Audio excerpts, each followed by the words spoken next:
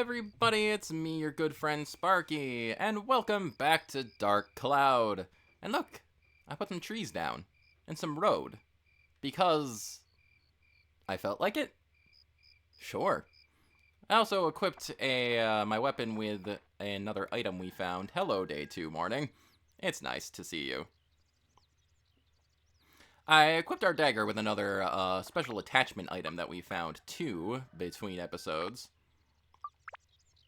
It's an undead buster. This increases our effectiveness against undead zombie-type enemies. Like the skeleton soldiers we saw, so that would be helpful for just having that around. But anyway, we spent almost an hour basically going through all the introductions and tutorials last time, so it's time to actually play the game a bit. Hopefully, as I'm getting back into the floor, things will be a little more success-shaped. But we'll head on to basement floor number 2. We have a whole nother set of outlet to collect, and yes. We're here.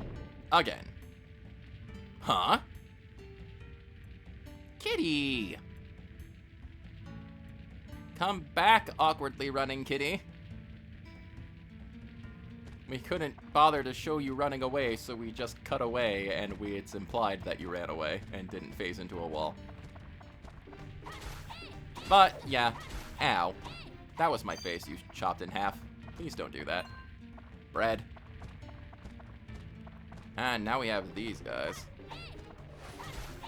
Yamich, who I always liked calling Yamcha, for whatever reason, just because it sounded like Yamcha. There we go. Alright, but yeah, it's dungeon exploring time. We've got more outlet to find. We've got more treasure to gather. Well, a wheel. We found a wheel. We need to get back into the swing thing. Magical crystal. That is a lot more helpful to find it now than it is to find it at the end of exploring the dungeon floor. And as is the map. Cool. Now we have a better idea of where everything is and where we need to go. Of course, usually for the sake of leveling up weapons and things like that. We found a buggy. That's cool. Usually for the sake of, like, progress and leveling up weapons and things like that, it's advisable to try and take care of everything on the floor anyway. The bats and the poison.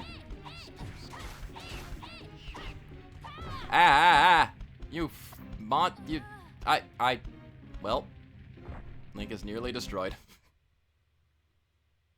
That was stupid. I didn't know you were there. I should have known you were there. I should have been paying attention to the map. Darn it. Well, we didn't technically lose anything. But we do have to restart that floor now. Yeah. Let's try that again. It's just us by our lonesome, so when we get knocked out, we get sent out of the, floor. But it does save our progress and things we gathered, as far as the Atla are concerned, so that's not that big of a thing. But we do have to find all of that stuff again. I forgot how annoying the bats are. You wouldn't think a bat would be that much of a problem, but it's hard to tell when they're attacking. So sometimes they just move towards you, and it's just, yeah, it's a problem. Hey, Yamich. Hey, Yamcha.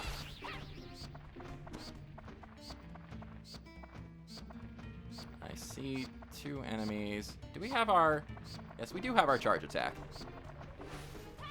Which is a jumping slash in our good boy Link's case. Does extra damage. It's good for timing out attacks. All you have to do is hold down the X button. Sadly, it's not a spin slash, but, you know. The problem with using jumping attacks is that I do believe... charge attacks, rather. I do believe they wear down weapon durability a little faster, so you do have to be careful with that. But overall, they're rather helpful. Oh boy. Oh, the abs are full again. The ability points, or whatever they are. So, don't have anything else to attach to it, so let's upgrade. Yeah. I'm beginning to remember things. How charging jumping attacks is useful for timing out the bats. Okay, yeah.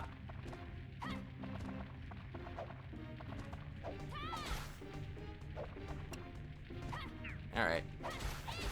Get out of here. Okay, okay, yep. We're doing stuff. We're figuring it out. I'm remembering stuff. I'm doing things. I'm getting thirsty, though. I should probably take a drink of water.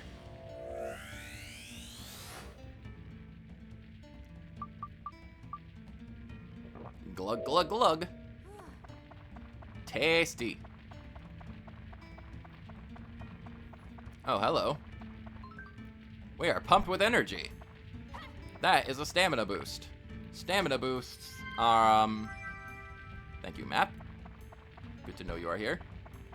Stamina boosts increase our attack power temporarily, which are very handy for taking care of tougher enemies, though we don't have too many, really difficult enemies yet to deal with. Weapon durability is running low. We need to repair that. Don't want to use that. We're gonna save. We're gonna hold on to that power-up powder we found. Power-up powder, basically what it is it lets you level up your weapon without. Oh, we found the Grand's Crest. Nice. It lets you level up your weapon without having to wait for the points to fill up. And you would think necessarily that it's okay to just use that whenever it's useful for leveling up your current weapon faster, but honestly I like to save them for a specific reason, which we will get to.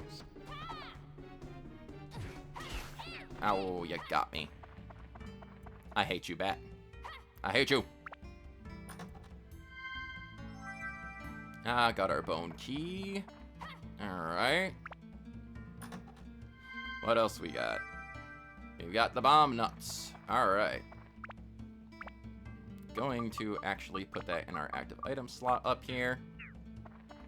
That'd be very handy.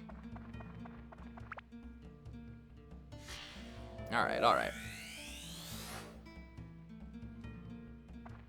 This is partly like a relearning process for me, because every time I play this game, I have to get used to the feel of it again. It's not always super straightforward. The beginning game can be rather difficult when you're very underprepared without any cool weapons or things like that.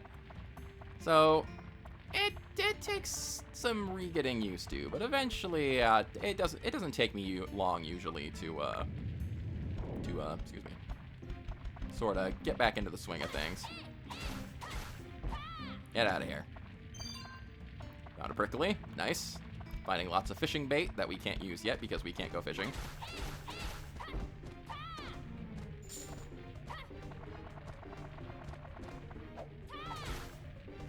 Get out of here, get out of here, get out of here. Alright.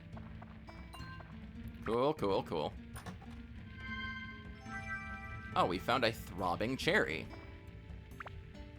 This, I believe, is another throwing item. Magical fruit that allows time to be stopped or advanced. Oh, no. Is this a healing item? This might be a healing item, yeah. Or maybe it's also a throwing item. I don't remember. I'll remember eventually. Again, like I said, it's a learning process. A relearning process, rather. Got our magical crystal, okay.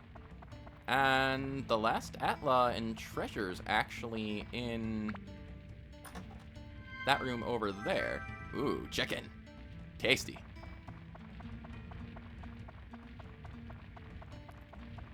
Everything we really need is right here. So we technically don't have to go to that other room. Technically. I guess for the sake of time, if we don't have to explore the entire floor, we can skip over some aspects. Oh, we got the barbell. Very nice. And we're thirsty, but thankfully there's a pool of water right there. So, yeah. I guess there's something to be said for continuing to explore, like, enemy types and maybe trying to get the key we need to get into the back floor. But, like I said, this particular game, it can be a bit lengthy. I don't want this to drag on too long. So, if I can skip over parts of floors and things like that, I will. We'll use our Advance Crest, and we'll head out. And we did acquire several more Atla, which I believe we can use to improve our very small, but still, very nice village. Let's head into edit mode. We've got Gaffer's Buggy, which we can place, but we don't have its occupant yet, so we're not gonna bother with that yet. We have Komacho, which goes right here. We have our annex room, which can go right there, and we found the barbell. Like that. And so we can see as we adjust things here, we add on rooms and add on bits to the area, which is very nice. And now we have a new friend wandering around somewhere.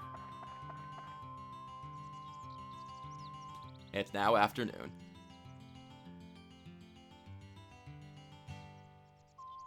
He is not here anymore. Where did he go? Where are you? You are not him. Where is Komacho? Where did you go? Hello? Are you inside?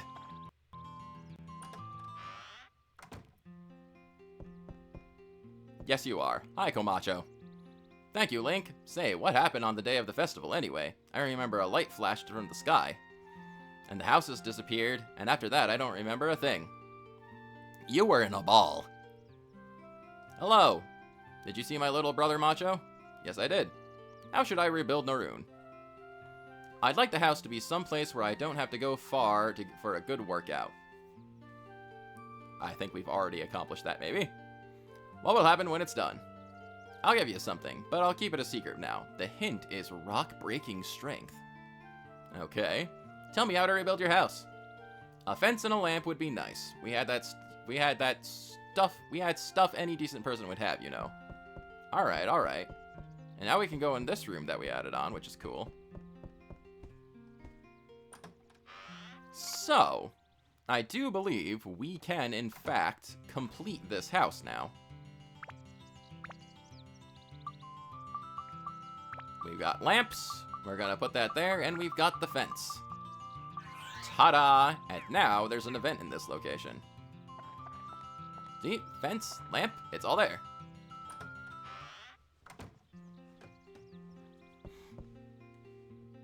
Whoa, Link, you've done it!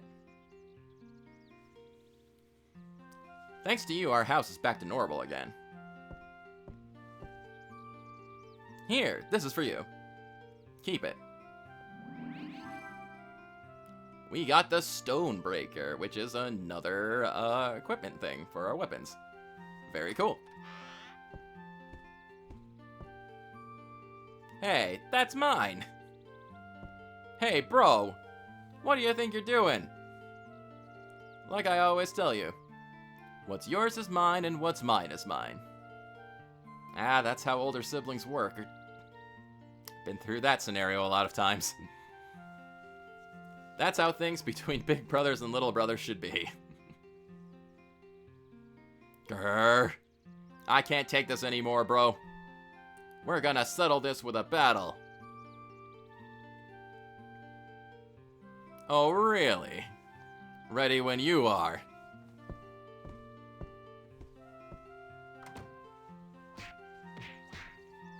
And off-screen fighting consumes? Assumes? Commences. That's the word I was looking for. My brain still ain't working 100%. But yeah, we've completed their house and things like that. And they're here. Hi.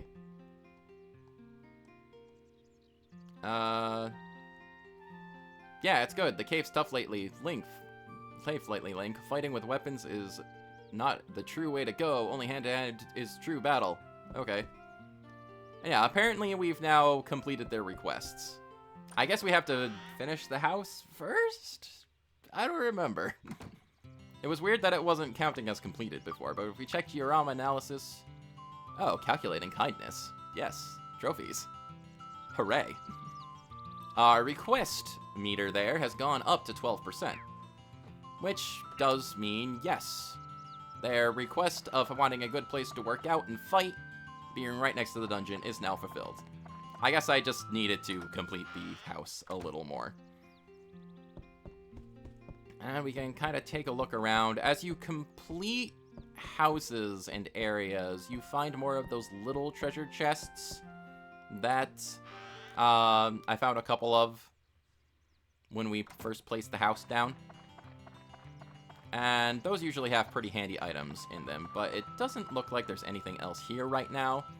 So, hey, we finished our first house. Very nice. For right now, let's talk to the mayor and restore any supplies we need real quick. We do need more repair powder. The good thing about the beginning of the game is that you can abuse the mayor's kindness pretty easily. Put our bread up here. For example, we're a little thirsty right now. We can use that to restore our thirst. Oh, and you know, we can restore our weapon. It's not too broken right now, but we might as well bring it back to full strength. And now we can talk to him again, and he just gives us more free stuff, which is handy. As soon as you progress town completion a little more, he stops giving you free items, so it's advisable that you take advantage of that as much as you can. Don't want to be too greedy, but, you know. Might as well use it to your advantage. We're trying to save the world, after all. Anywho, we've completed a house. We've completed another floor, but let's go and do one more floor before we call this episode, I'd say. Hopefully, we can actually complete this one in one go. Basement floor 3, only 7 Atla on this floor. But, regardless, let's continue onward. Us and our dagger. Hi, Fairy King. I'm back. Exciting, eh? Don't give me that look. This is for your benefit. Even he knows he's popping up a little too much. Now, here's the intermediate course. I won't repeat myself, so listen carefully. First is lock-on. Yeah, we already know about the lock-on. The lock-on is... you press the circle button to lock onto monsters. The red target frame will appear around an enemy for as long as they're locked on. However, you may not know that the L1 and R1 buttons' functions change during lock-on. Pressing the L1 button during lock-on switches the lock-on to another enemy. Pressing the L1 button repeatedly cycles through all of the enemies in your field of view. Next, pressing R1 activates your guard, yes. Guarding allows you to defend against enemy attacks. Don't forget that the guard function, forget the guard function. It can save you in the heat of battle. Also, did you know about the attribute change function for your weapons? This changes the weapon's elemental attributes. There are 5 attributes: fire, ice, thunder, wind, and holy. Many monsters are vulnerable to a specific attribute. To change a weapon's attribute, use the attribute or customize command on the weapons menu and change it. Indeed, that is something I did not cover yet, so that is actually pretty helpful. Right now, our dagger is set to wind, but since it has some ice power, we can switch it to the ice attribute instead. Of course, you cannot activate an attribute unless the weapon has points for that attribute. What do you think? Easy, huh? Don't try and fry your noodle. Fry your noodle so that... Don't want to fry your noodle. That was a hard sentence to read. So that's enough for info for this time. Good luck to you, boy. See you soon. Bye, Fairy King. Yeah, we already knew about a little of that. Whoa, hi. Dasher.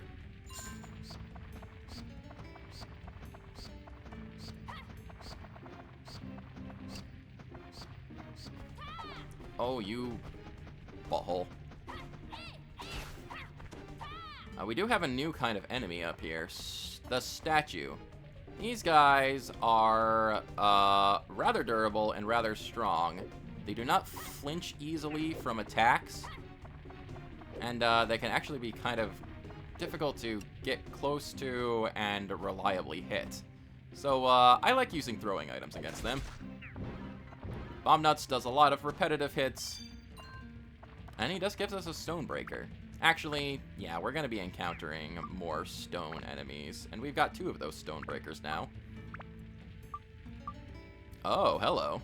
Now our Dagger Plus 2 has a ×2 attribute thing here. Whereas a Stonebreaker would usually increase our stone enemy effectiveness by 3, the ×2 increases it by 6 instead. Very cool.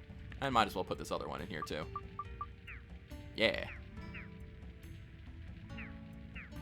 Of course, I've used my only Bomb Nut now, so might be a little difficult to deal with more statues as they pop up, but we'll get to that when we get to that, I guess. And we have a different kind of enemy over there now, too. Oh, we have stand-in powder. We can't really make use of that yet. Can change to ally when the current character's exhausted. Unfortunately, we do not have any allies. We are on our own, which is sad.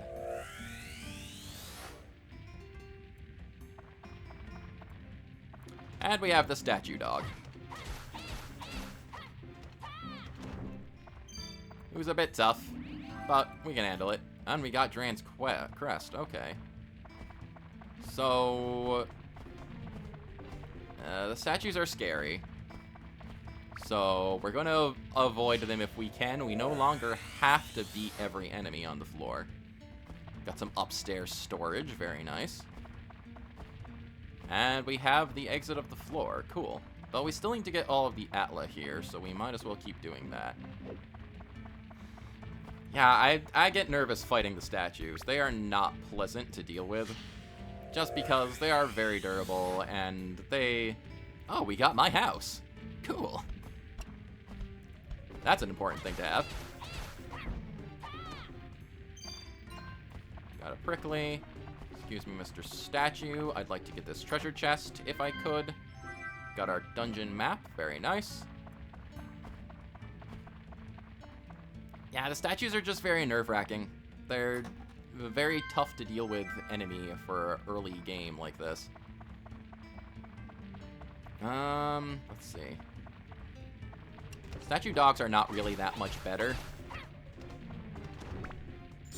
but they're a little easier to deal with.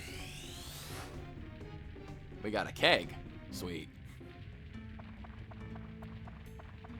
Statue dogs at least flinch more reliably, I think. An Atla here, and a cave bat.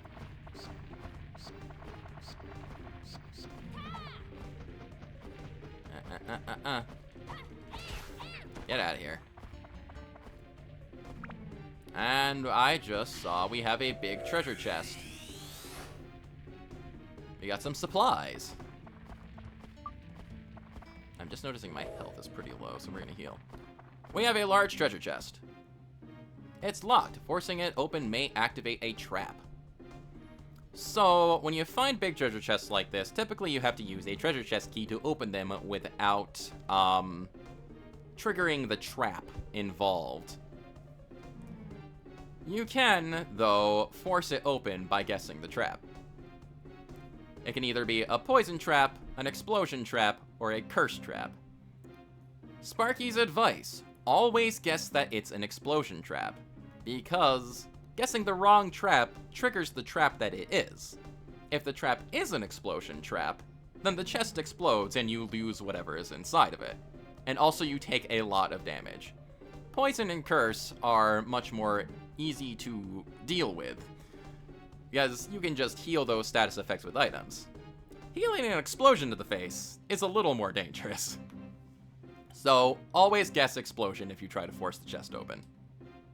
Successfully released the trap. It was an explosion. And we got a trophy for that.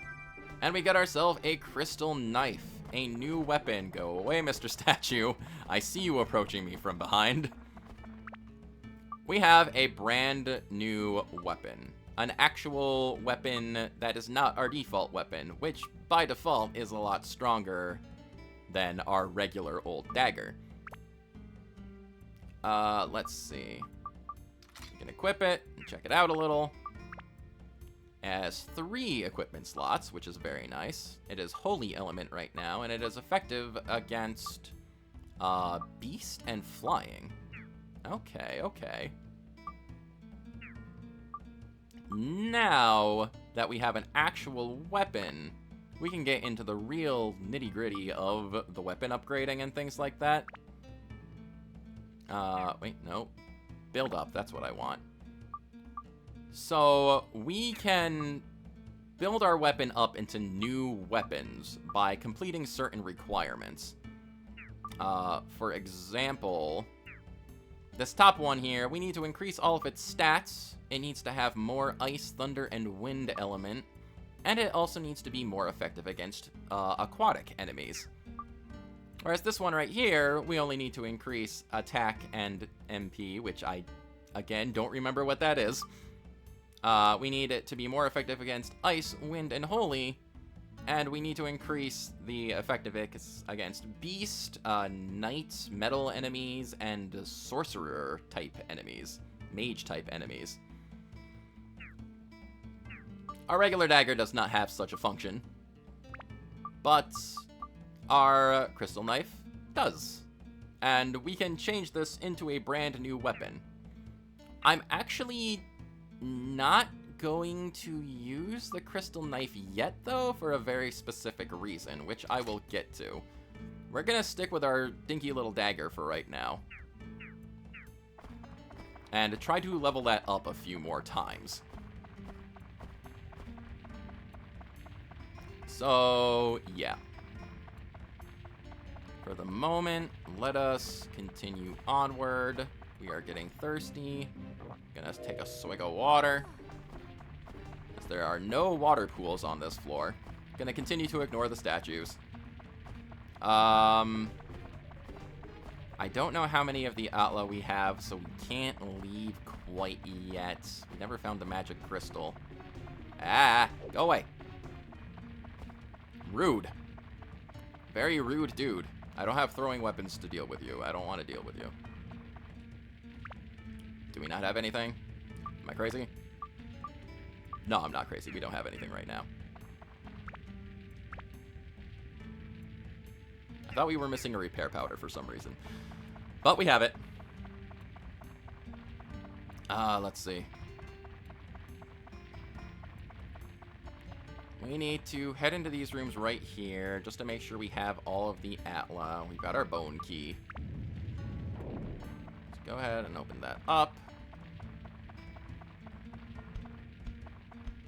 No treasures or anything in here, just enemies. Okay, that's fine.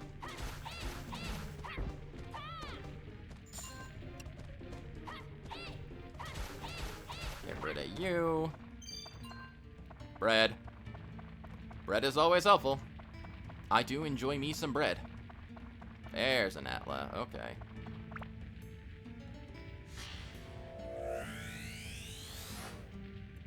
Claude's house. Alright.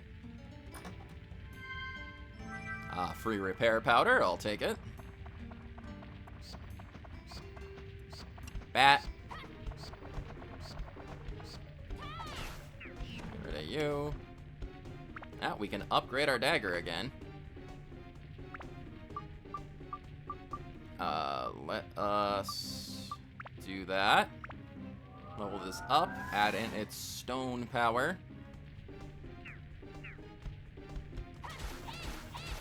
And get rid of you. More treasure. And we don't need that magical crystal. Because the last Atlas is right here, and now we just need to wander over to the exit to this floor. Get past the statues. Thankfully, we did not need to fight a statue to get Dran's crest. I am very happy about that. Because they are scary, and they beat me up, and I do not like it. I do not like that, Sam I am. I do not like green eggs and statues. But, yeah. So, this was rather successful. A successful venture into the dungeon and a successful episode altogether. We completed a couple floors, we completed a house, and we also found our first actual weapon, which is very nice. Gonna be leaving temporarily. And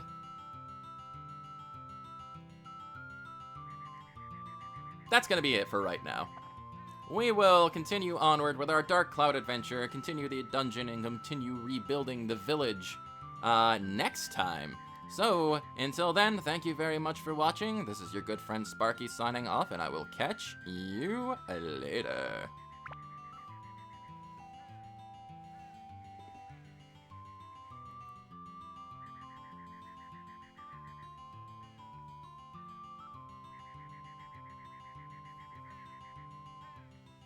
We're making good progress. We're getting into all the nice little details I like about this game.